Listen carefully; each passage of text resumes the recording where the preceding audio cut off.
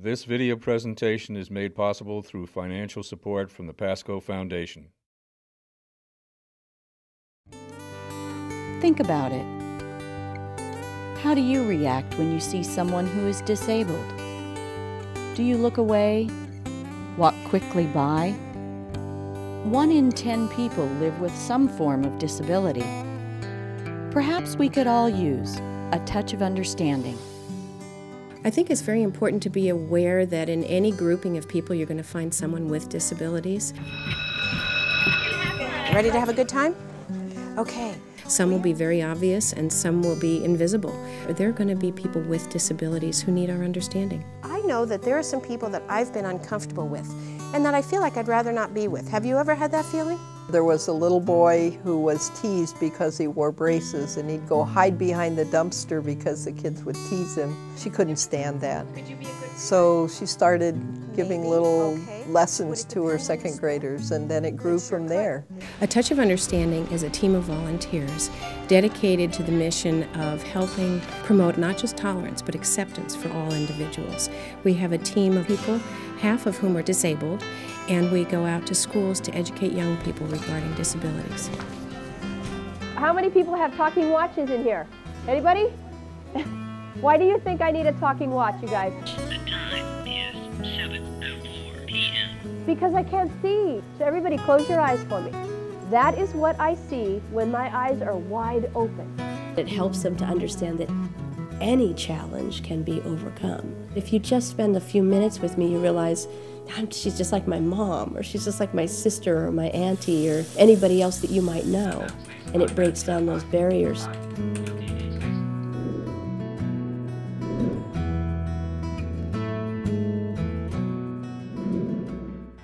Over here, you're going to be writing your name in Braille. In the back, you'll be doing a mirror writing exercise to understand the frustration of a learning disability. Over here, you'll be learning about braces and artificial arms and legs. And outside, you'll be using canes and wheelchairs. Who wants to write their names in Braille? All right, let's do it. I don't think kids are that aware that there are Braille signs all around us. Some of those were pointed out today that we actually have them at school and they didn't even know we had them. I'm going to give you all some white canes. What I want you to do is show me that you know how to tap left and right. There's always a way to get something done. It might not be the conventional route, but there's always an answer. You're coming toward me. You're in the right place. Excellent job. You want to turn? Remember? There you go. That's right. Okay, we're going to have you come right over here. When people see me in a wheelchair, they think, okay, like, is he able to do a lot of things for himself? And I want that behind the scenes aspect of it to be known. My favorite part was the wheelchairs because we got to go around in obstacles. They're going to remember this, and I think when they do encounter people that have these disabilities, they're going to act differently. I learned that they can be capable of more things I didn't think they were capable of. At this school, we have a couple kids that have mentally retardation, and a lot of kids sometimes make fun of them, and I do, I'll admit that sometimes too, but now I'm going to stop.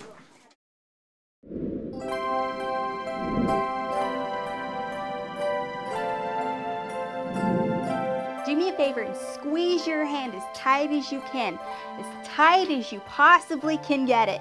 The students hear a variety of speakers in the classroom, and it's to put a face to the disabilities that we talk about. That's what it's like for me every day. My whole right side is like that, and I can never relax.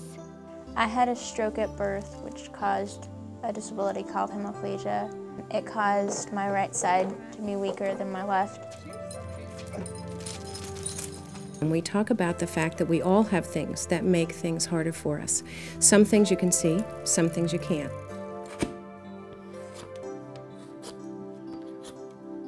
And the next time they see a person with a disability, they might remember me. They won't be as scared, and maybe they'll possibly go up and say hi. Can either of you run? Can your dog, like, dial a phone number? Do any of you play any sports or anything?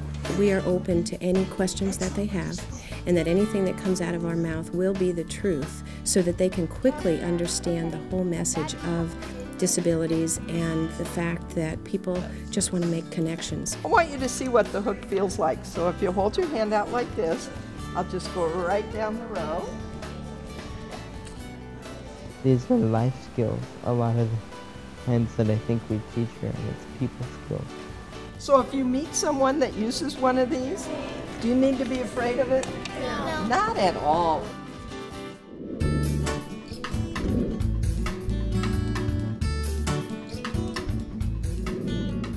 My name is Mike Pinkett, and I volunteer with a program called Touch of Understanding.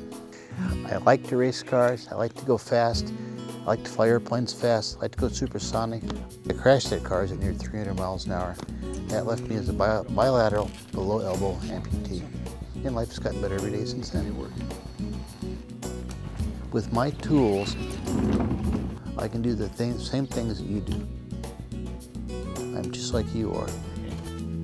Maggie's the most wonderful dog in the world. I put Maggie to work with me going to school, and she's been going to school with me for the last 7.5 years talking to kids. They are the future doctors, dentists, lawyers, presidents, and they are going to run my country someday, and I want them to be very good, educated, smart kids. Thumb goes in there. Okay. Slowly. Yeah. Is that pretty amazing? So, do you guys want to see my legs? Promise you won't freak out. Okay. I walk fairly well. So when I lift up my pant legs and show them, it's like, wow. I would never have thought to put a fake leg on someone. Do you have to take your legs off when you sleep? I really encourage them to ask questions. And so, by the end, I think they're much more open to it. There's really no us and them. There's just a common pool of humanity that all struggles with something. And if we realize that, then there's no wall between us.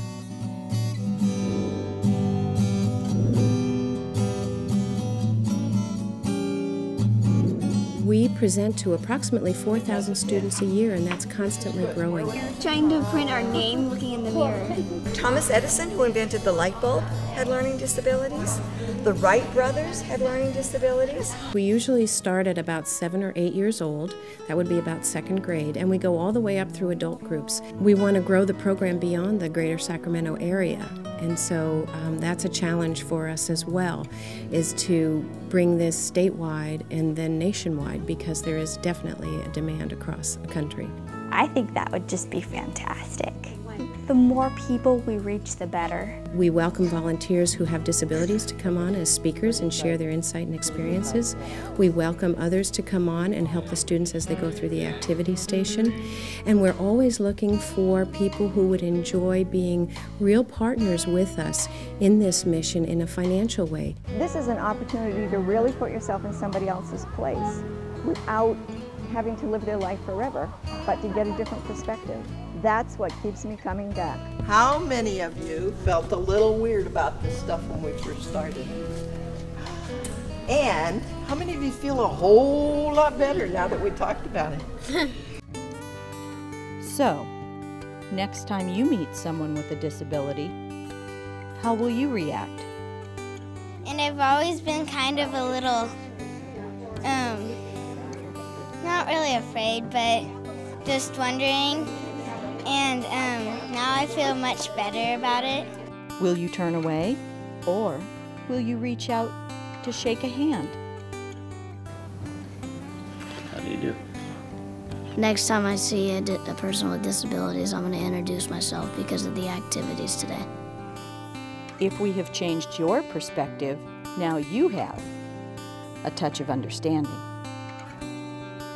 We encourage you to help further the mission of A Touch of Understanding, to schedule a presentation, or become a volunteer or sponsor. Call us at 916-791-4146, or visit us online at touchofunderstanding.org.